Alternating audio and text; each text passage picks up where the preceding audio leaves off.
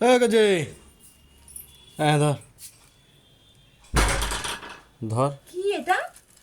ভালো করে রান্না করবি, খুব দামি মাছ আছে, ঠিক আছে? ভালোভাবে রান্না করবি। কি হলো?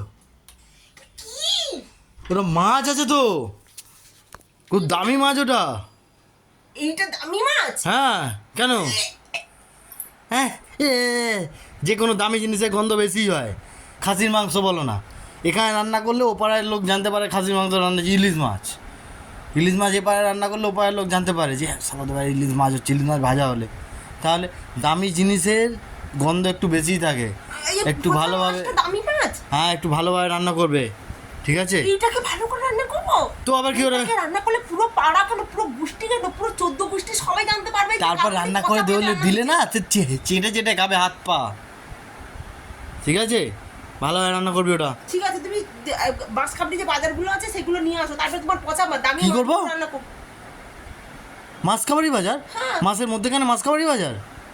আমাকে যত পয়সা নেই আমি পারবো না, আমি পারবো না। পচা দামি মাছগুলো কি করে রান্না করবো? বড় কষ্ট হয়, সকালে রান্না দুপুরে খাবো না, দুপুরে রান্না রাতে খাবো না, রাতের রান্না তারপরে কি এনে রান্না করেছে এগুলো রেখেছি কোনো, এগুলো ফেলে দাও। হ্যাঁ, তারপরে আবার বলে নাকি পচা মাছ এনে খেতে ভালো করে রান্না করো, তারপর মাছখাবারি বাজারে কিছু নিয়ে আসতে পারবে না। আমি পারবো না মাছখাবারি বাজার আনতে, যা আছে ঝেড়ে ঝুড়ে রান্না কর ভালো করে। ও, তাহলে তোমার ফুটো পকেটটা ভালো করে ঝেড়ে ঝেড়ে নিয়ে আসো, তবেই ভালো ভালো করে রান্না করে তোমাকে দেবো। হ্যাঁ, নাহলে আমি পারবো না। আমি পারবো না, এত দামি মাছ একটা নিয়ে এসেছি, এখন কিছু আনতে পারবো না, যা আছে তাই রান্না কর। কি বলে? যা আছে তাই রান্না কর। পচা মাছ আমি এখন মুখের মধ্যে করে ছুঁড়ে মেরে দেবো। যা আছে রান্না কর, ভালো করা বলেই নিয়ে আসিস, তাহলে তুই আমাকে চিনিস না, বুঝতে পেরেছিস? বুঝতে পেরেছি, কিন্তু রান্না করবি তুই এইভাবেই। কি রান্না করবো এইভাবে? আমি জানি না, ভালো করে রান্না করবি ওটা। ওগুলো কি স্টাইল জমিদারি কথাবার্তাগুলো তোমার জমিদারির মতন তোমার ফুটো পকেটে ফসে না? তুই ফুটো পকেট থেকে পয়সা নিয়েছে, দিয়ে যাও তোমার। না এই যদি এই তোমার পয়সা মাছ, আমার যদি ফুটো পকেট হয়, শোন এই আমার যদি ফুটো পকেট, তোর বাবার কি আছে? হ্যাঁ, তোর বাবার কি আছে? তোর বাবা কিছু দিয়েছে? আমাকে তো খাইয়েছে, বিয়ের সময় ঘাড়ের ওপর চাপিয়ে দিয়েছে। কি এত বড় কথা?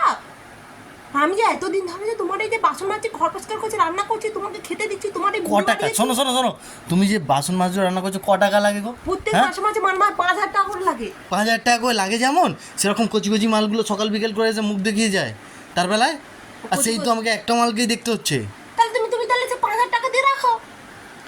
তো তোকে কেন রেখেছি? তা আমাকে কেন রাখবে? হ্যাঁ, আর তুই যে খেয়ে খেয়ে গিয়ে যে গতরে হাতির মতো করছিস তার বেলায়।